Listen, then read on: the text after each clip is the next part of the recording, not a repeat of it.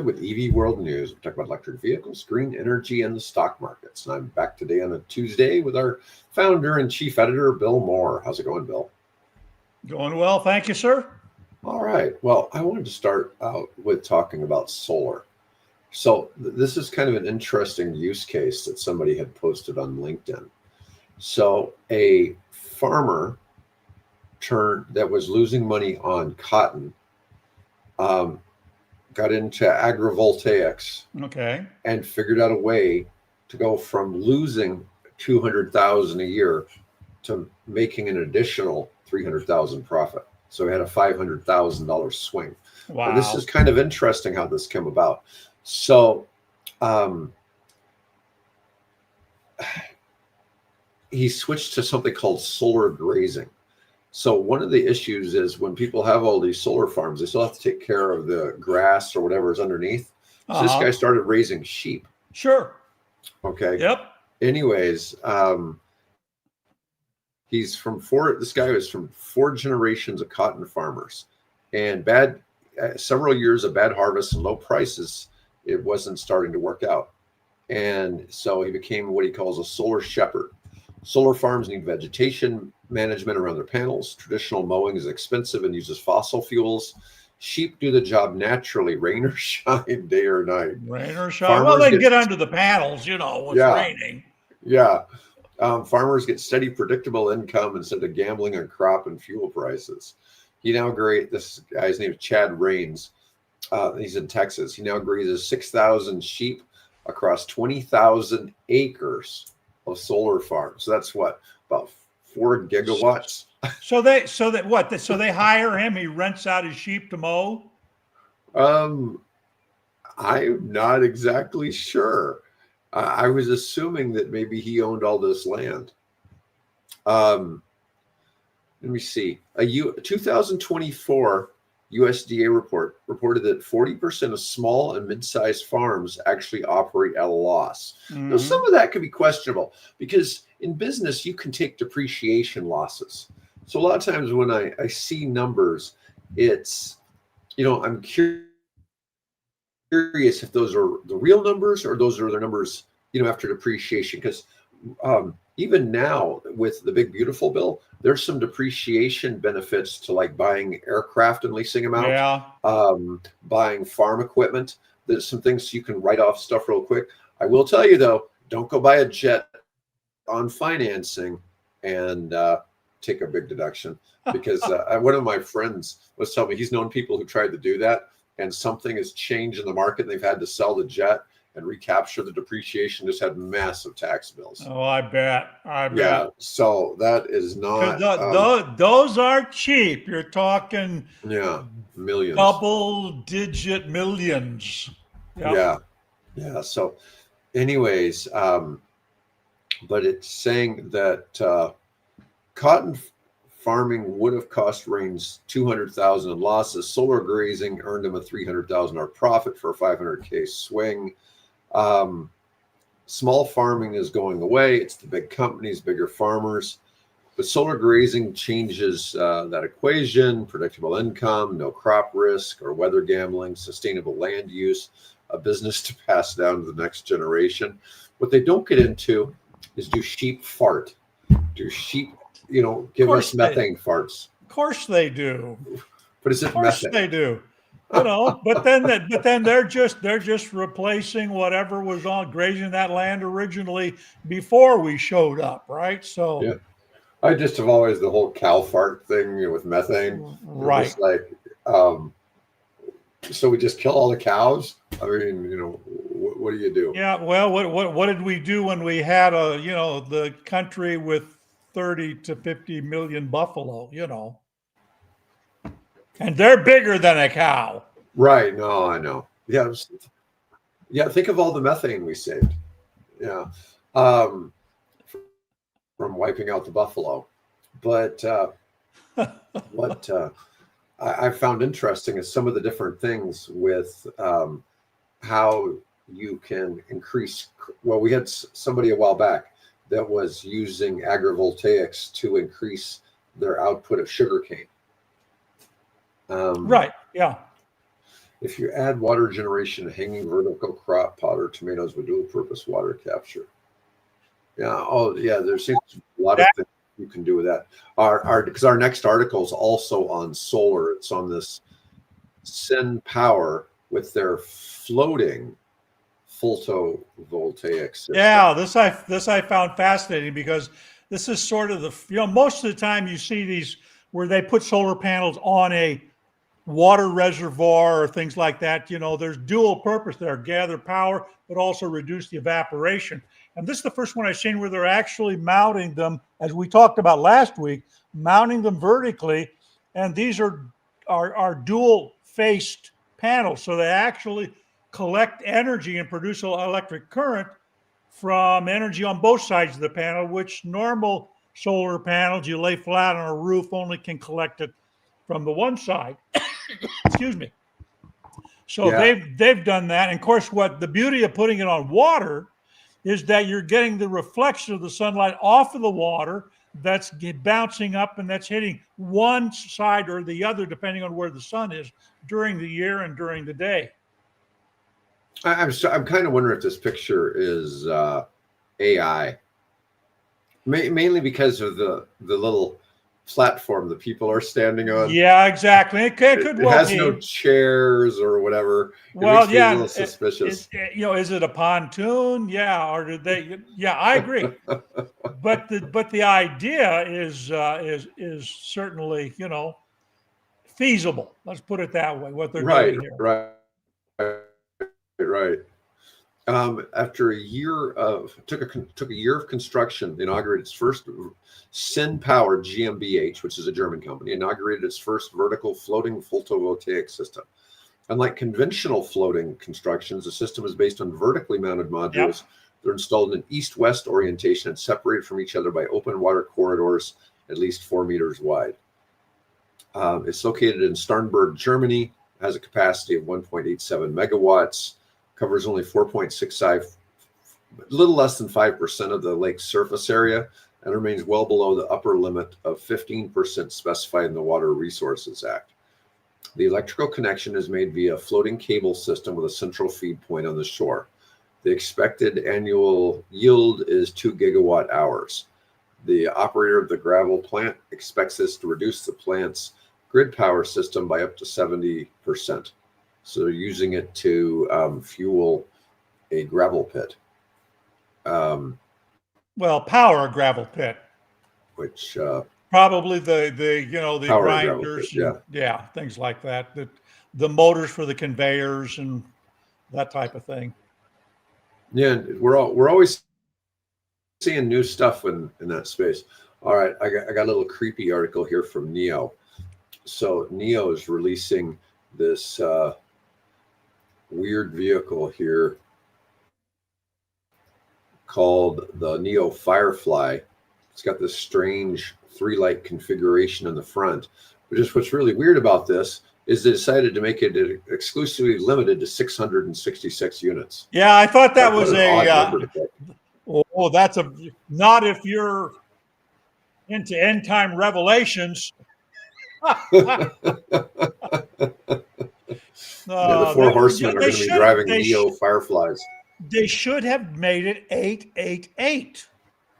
Which would, because that's a lucky number in China, right? That's the lucky number in China, exactly. So why they went with 666, they obviously weren't thinking about evangelical Christians when they came up with that number. No. The mark of the beast. Yeah, starts out at about $19,000. Including the battery pack, with deliveries to begin on October 23rd. Yep. Apparently there's 2 different models. Each one has 333 available. Well, who knows? Maybe there was something special about. Yeah, it's just another about that. I mean, think about it. Here we are. You can count almost on one hand the number of EVs that are built by and offered by American manufacturers. I'll stretch and say maybe you can count them on both hands.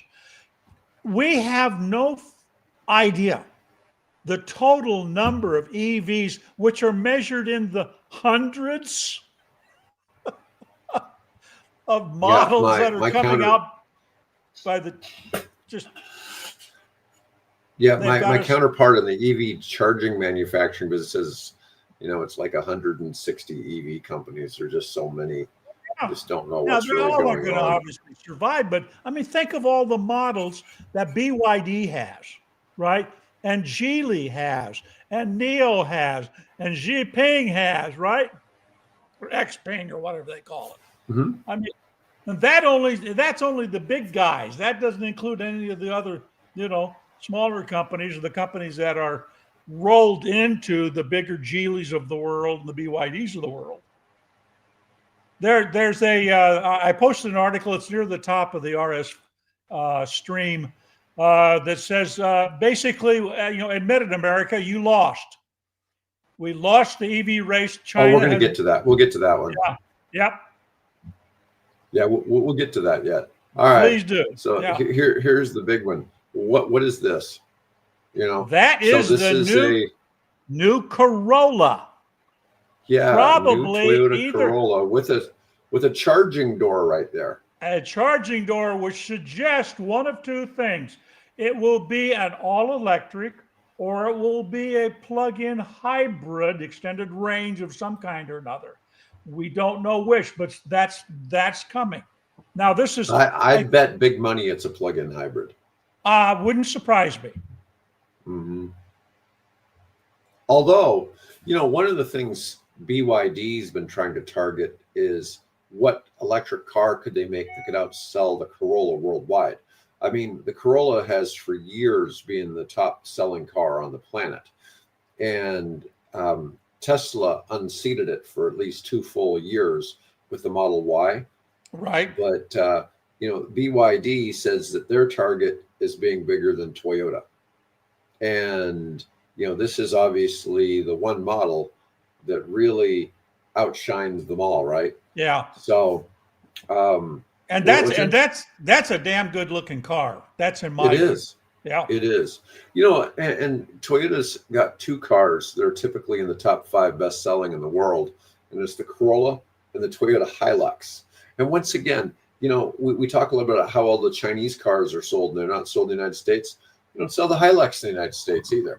No. So it seems like American vehicle tastes aren't exactly what the rest of the world sees for vehicles. And as Americans, we're 5% of the world's population, 25% of the world's economy. And sometimes it's just hard to fathom because Americans all think the world revolves around the United States for the most part. Yeah. And sometimes it's hard to understand that. And some of the articles we're going to get into as we go on in the show today just keep reinforcing that it's like there's a lot more to the world than just it would be really disappointing Hmm. is if Toyota says, "Nah, we're not going to sell that in the U.S." Oh God, that wouldn't even surprise me. Yeah, it would be, and watch this be just an all China version of the Corolla, and it's all electric. Yep. I mean, to think, if you told people that Buick's had 4 EV models that have done really well, but none have been sold in the United States, None in the US. nobody would ever believe you, right? Yeah. I mean, it just doesn't seem like a believable story that Buick is doing that. Yet Buick sells 4 models. Well, actually, it's more than that now. I think it's 6 models now over in China.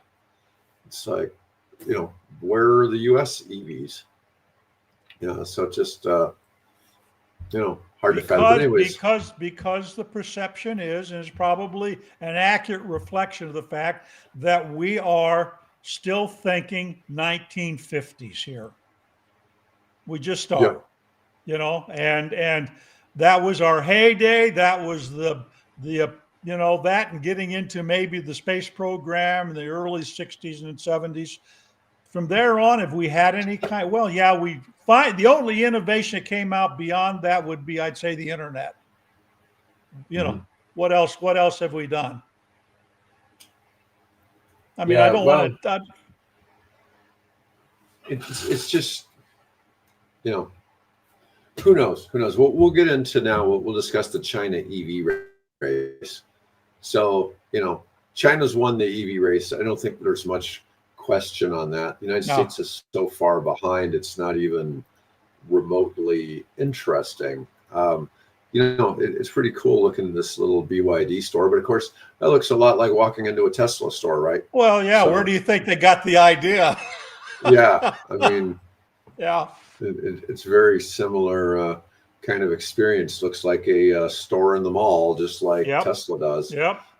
And but the gist of the article is the gap between Chinese and American EVs keeps widening. Trump's tariffs won't change that. They'll just make Americans the last to know what they're missing. Well, yeah, you got that. That's the last sentence in that story, which I thought, wow, that really hits home and hits hard.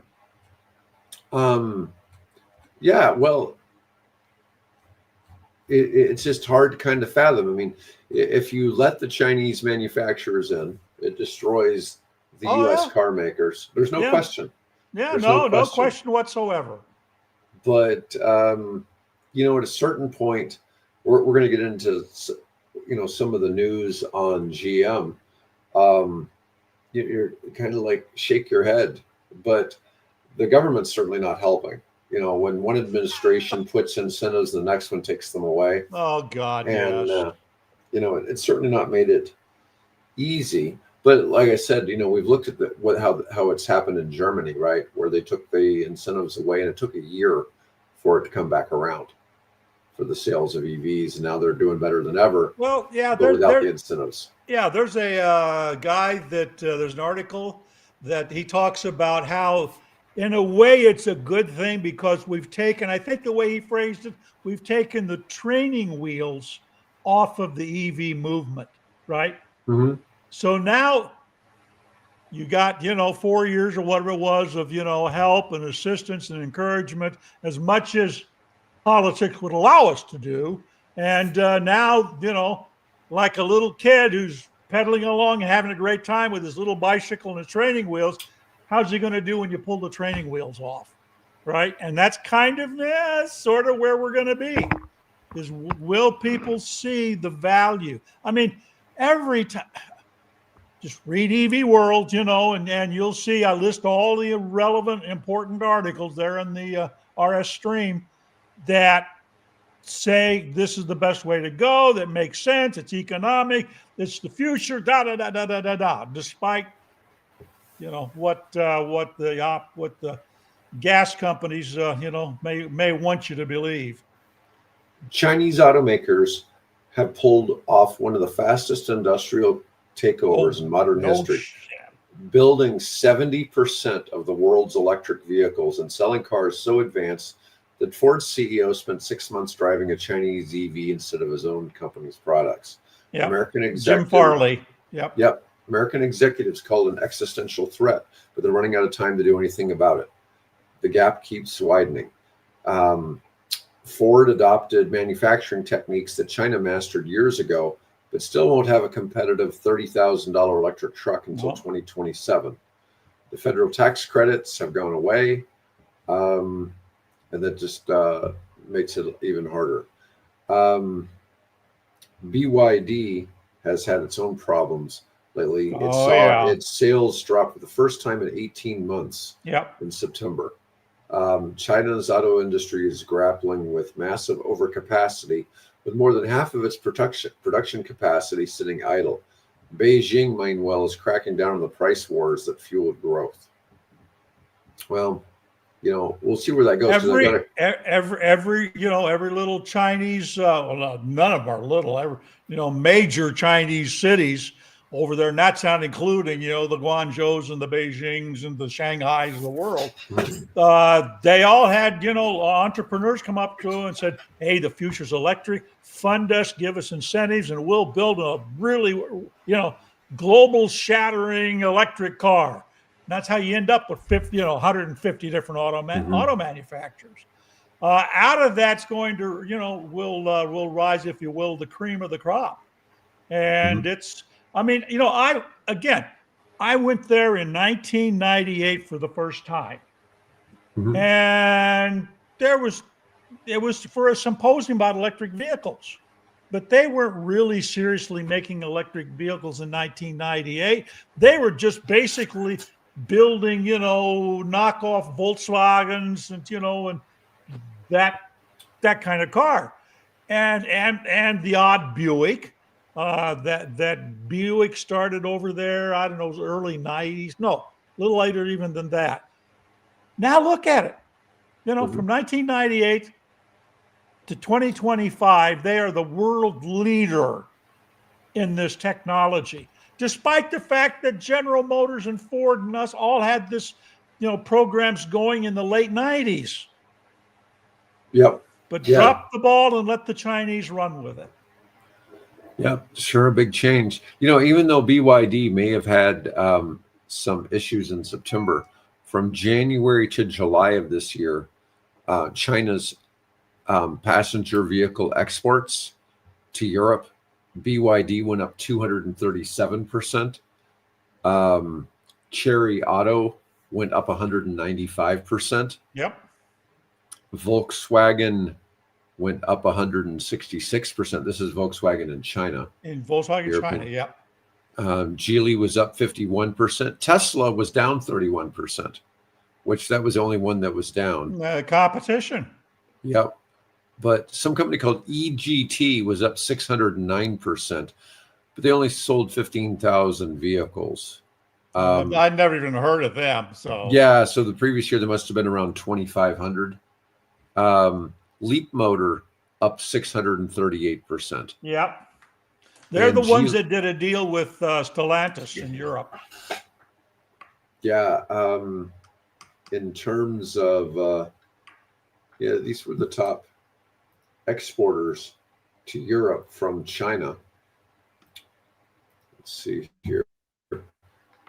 BYD 155,000, SAIC 100, almost 150,000, Chery with 83. See, I don't know what the names of I'm familiar with BYD, but these ones, what is this? Is this MG?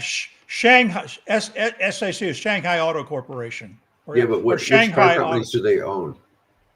Oh, let's see. Are they To be honest, yeah, they've got several sub brands underneath them.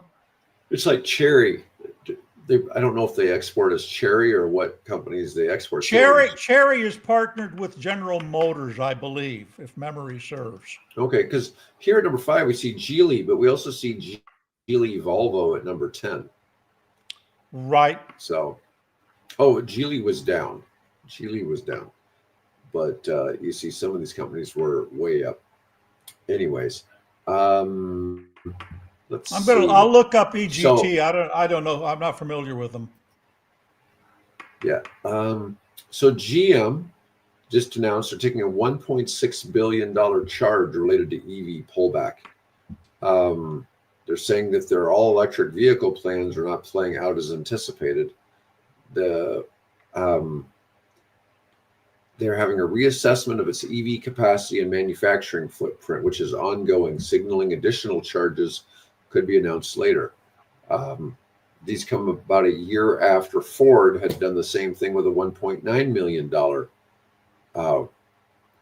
charge for where they basically put money into developing production lines and then stopped using them. Right. Yeah. Yeah. That being said, on my way to the Experimental Aircraft Association meeting last night, saw a brand new Equinox. Mm-hmm. Just good looking car. Oh yeah, and pretty good selling. It's just we realize that the American car makers, other than Tesla, haven't really figured out how to make EVs. Not yet. And how to make them profitable. I mean, GM has certainly increased its product line, and they've certainly, moved into a solid number 2 position. Yep. And be interesting to see what happens when they roll out the new Bolt too. So, and Ford, really just the Mach-E and the Lightning. it's not really a lot of options there. No, You know, no. Ford was looking to making a 3-row SUV a year ago, and that was one of the big thing they canceled, was that 3-row SUV. So that's you know, a big hit. And Ford says it was already pretty far in development and delaying production of its next generation electric full-size pickup truck. Well, I think the next one we'll see, probably if it's Chunk Ford, will be the Bronco. I think they've already, aren't they doing that, the Bronco version in China? Oh, I don't know. Yeah, I Sounds believe like a good idea. Yeah, I think they're doing a Bronco version in China, and we'll probably see that over here at some point. I'm always surprised though that they sell an electric Explorer in Europe, but not in the United States. That one, I mean, it's such a great selling vehicle for Ford. I wonder how much of that has to do with, you know, because their corporate leasing program and employee, you know, benefits program, it can encourage people to go electric. So I'm wondering if maybe that has to do there's just generally a little bit different incentive structure for employees generally across Europe that we don't have here. Yeah, so now we had announced about a week or two ago that Ford and GM were buying their own vehicles in their leasing division so that they could pass the $7,500 lease deal. But you know who else is buying their own vehicles? We'll get to that. I've got an article on that too. Okay. Yeah, but this is kind of sad. A couple of GOP senators who apparently they used to own car dealerships, they complained and they have cut that off. The government apparently cut that off because originally that was considered to be a you know, an okay plan. Right. And I don't know. I don't see where that's like end of the world you know, thing, even if it's not the flavor of what Congress intended. Anyway, I don't know. I will. It's just kind of a weird deal. I will not comment. I'm getting a little too political here, so I'll be quiet. Yeah. You know, Bill, we've gone through this now for a few years together, and we've seen some interesting things with the changes in politics. How one party, you know, was really good for some things and not as good for others, and then we have a complete flip flop, and you know. Well, let's see. We're good for coal, and we're good for people. We got our nuclear going across the. Holy crap! Oklo's at 182 today. Yeah. Wow. Hey, Dave is happy because he bought at a nice price. So we won't go into any more than that. That's private information. But he's happy with what's happening at Oklo. Yeah. You know, but Tesla's down a hair today. Rivian up a hair. Lucid yay! I mean, Lucid at $21. I mean, what was it at $3? I mean, you got to be happy with, you know, where Lucid's sitting. I mean, it's made such an improvement. You know, AMD, Microsoft, all doing, you know, not big changes. There's been a lot of volatility in the stock markets the last few weeks. And in the crypto market. Yeah. Wow. You know, it's weird because the stock markets were up yesterday while crypto was down. Yeah. And it didn't really make a lot of sense. I just can't believe Oklo was at 182 today. Yeah, I was talking to somebody about Oklo on the phone this morning, and we were looking at their market cap. And I was saying when I looked last night, they were at 20 billion. They just crossed for market cap. And he was looking and goes, oh, they're at like 23 billion. And the price had gone up, you know. Wow. And that's quite a big jump from just yesterday. And yesterday it went up 16%. Yeah, it's just, who knows? I don't think it's a good entry point to get into Oklo now. You know, it's one of those things where you need to wait for it to dip again. And remember, folks, we are not giving investment advice. No. We're only doing this for entertainment and educational purposes. Okay. Yeah, there's this thing, you know, fear of missing out. You know, people or FOMO, and people want to jump in when the thing's rocketing along. And if you get in at the very end of the increase, it doesn't do you any good.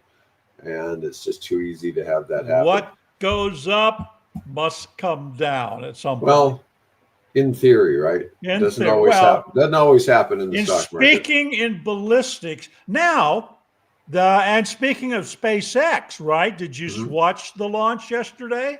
I did not. Oh man, I didn't either. I watched a replay this morning.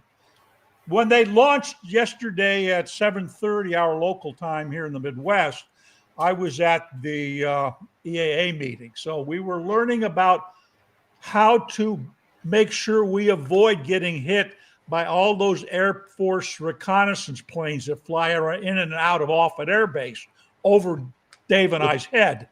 So they had the chief officer there, a major in the Air Force, who came and gave a talk to advise us.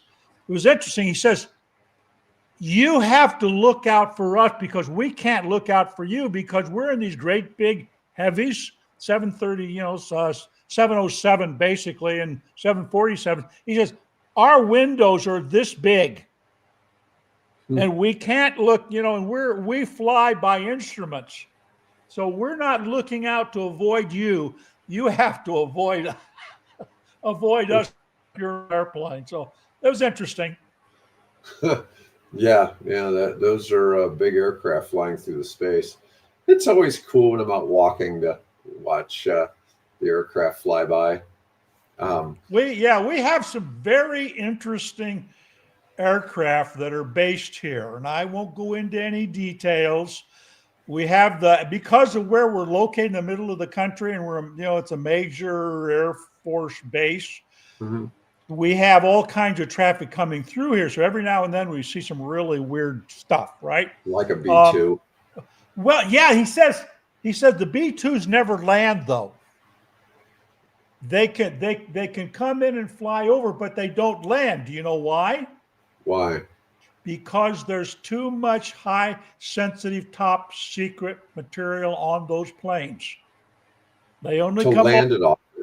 Yeah, they land, they take and have, they run their circuits and approaches and things, and then they go back to Whiteman, which is where they're based down in Missouri. They don't land here because do they even do a touch and go or anything? I don't think they even do touch and goes.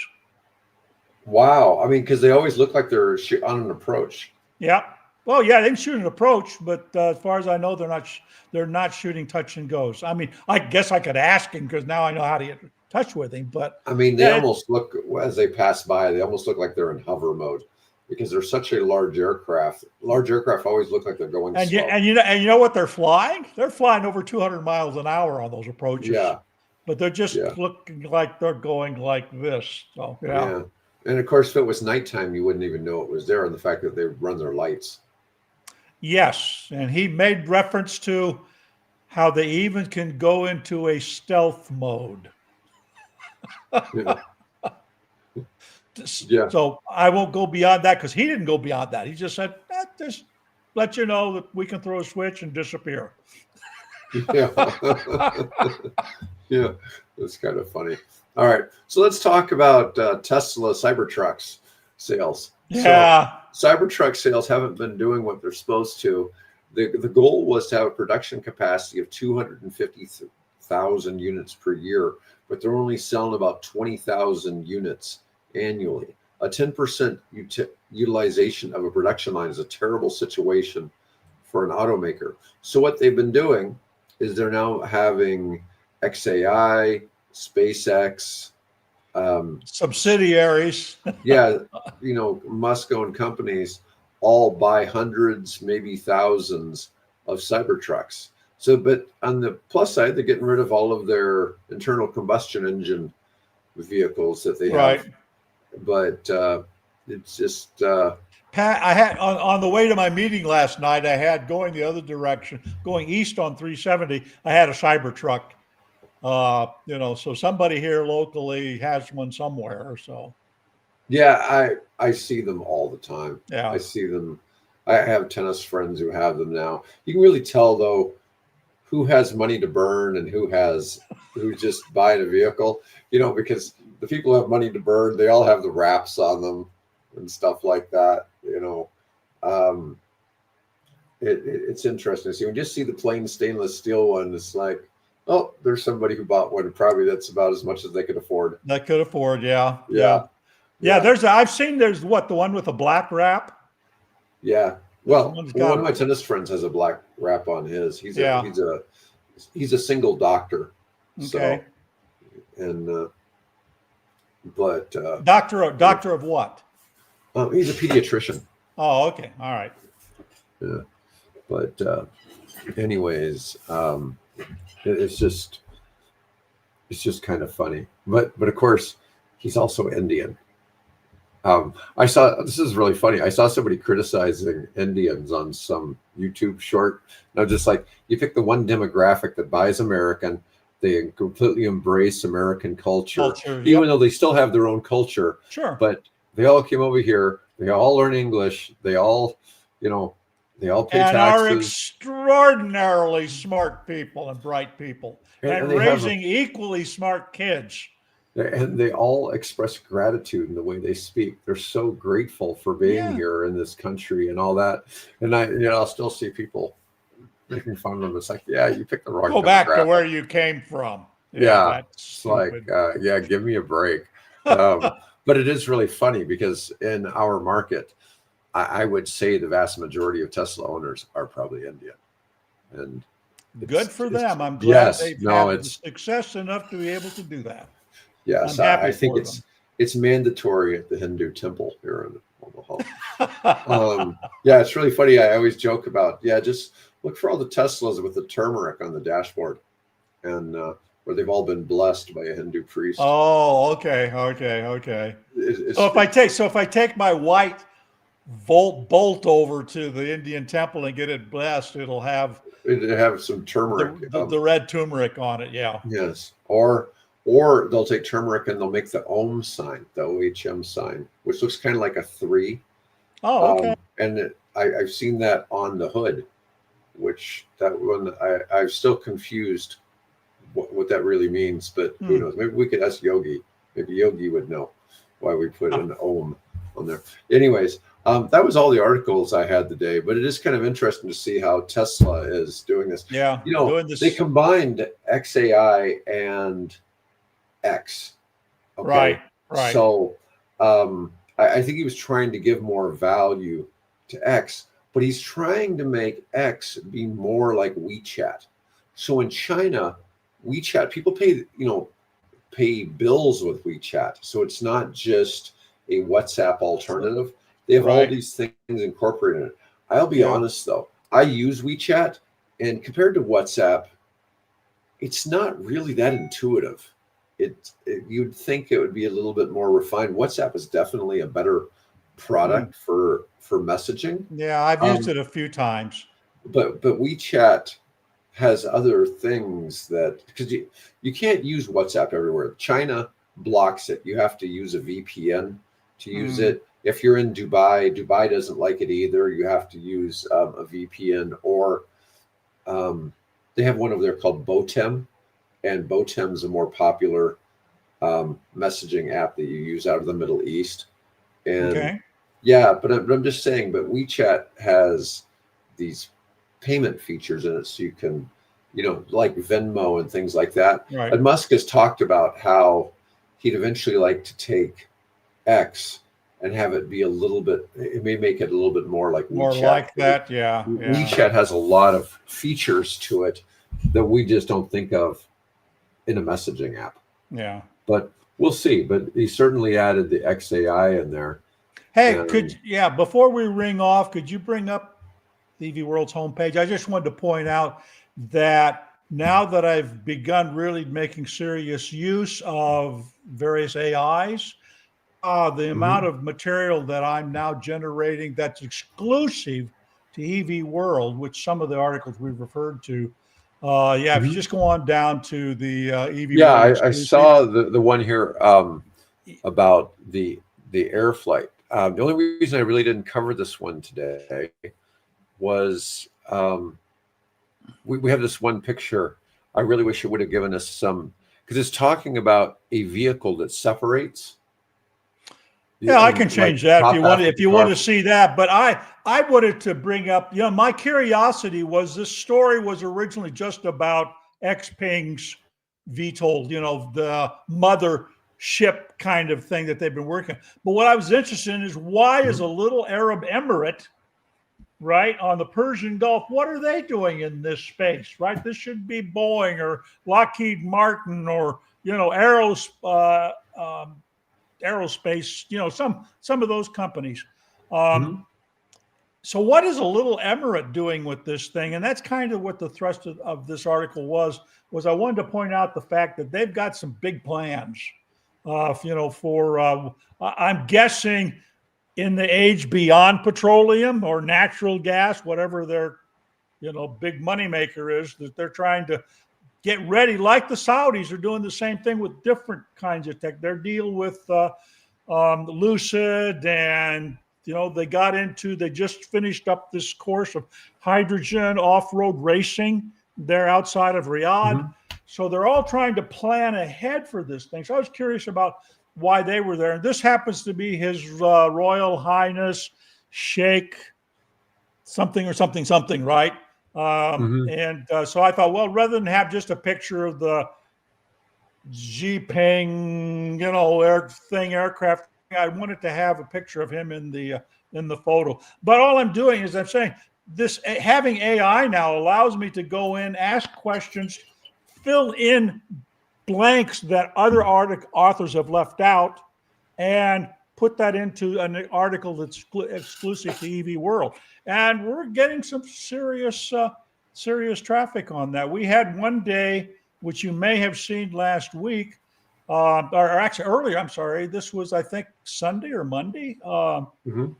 that we had delivered 150,000 page views in one 24-hour period. And yesterday it was 133,000 page views. So, and a lot of that I think is coming because of these new exclusive articles. There's just been a jump. And then also could be because you went out and did your thing in California and got a lot of interest Yeah. for us that way too. So, Yeah, you never know. You never know. Um, but yeah, they're just you know, I look every day at so many different AI products trying to see what I can do to make my life simpler. And there's so many things, I can't recommend enough to people to just keep looking. I have an AI I particularly like that, and Bill has some that he particularly likes. Yogi has some that he particularly likes. And we all tend to use different ones. And I've found uses.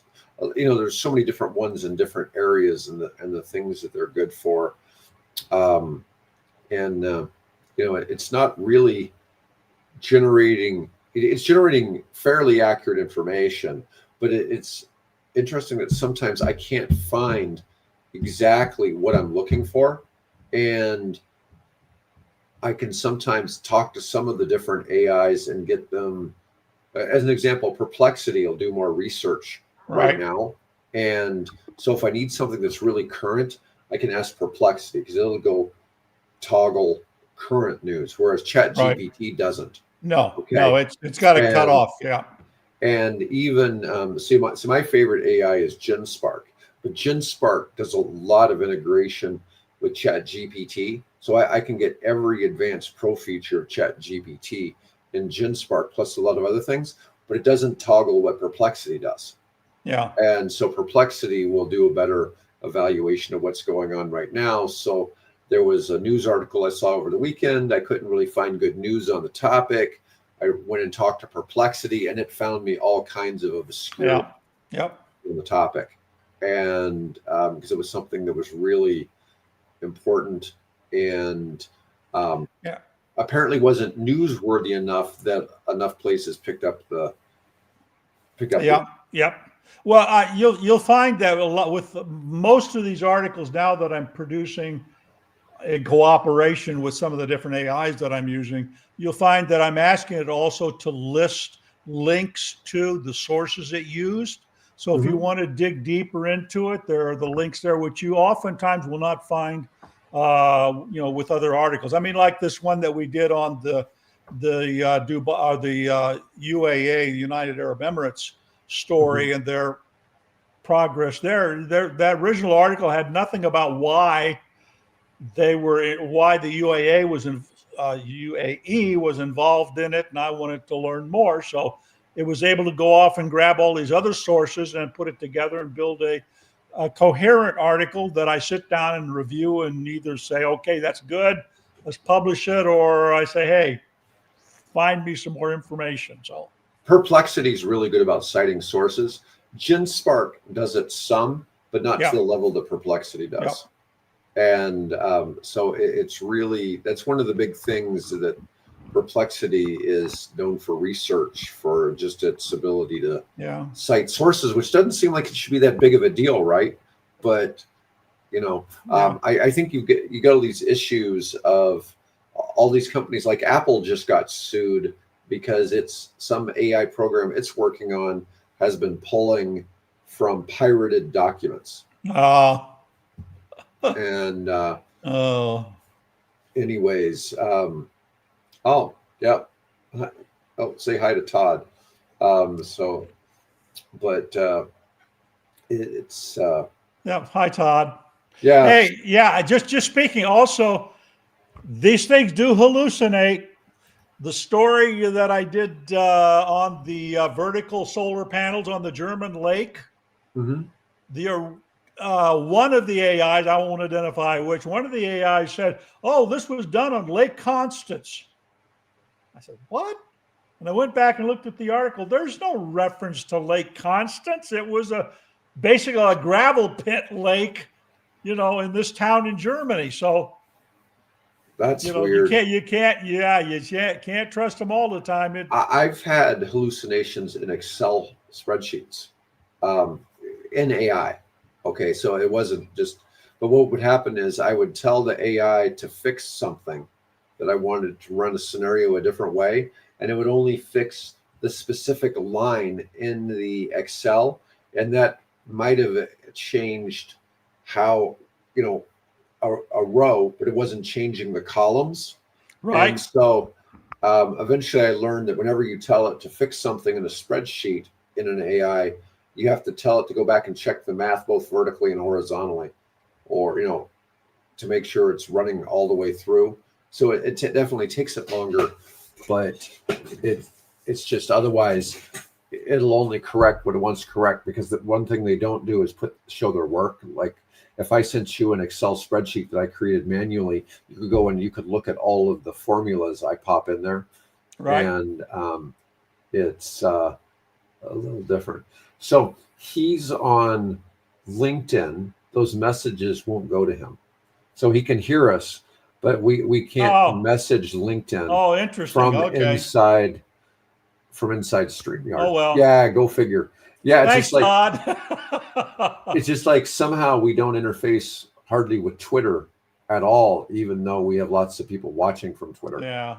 It doesn't really. Oh well. It's never really quite made sense. Anyways, we've covered Okay, everything guys. today.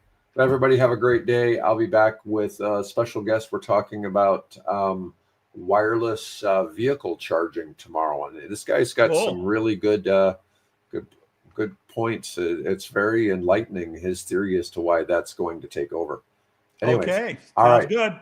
See you later. All right. All Bye bye. right. Bye bye.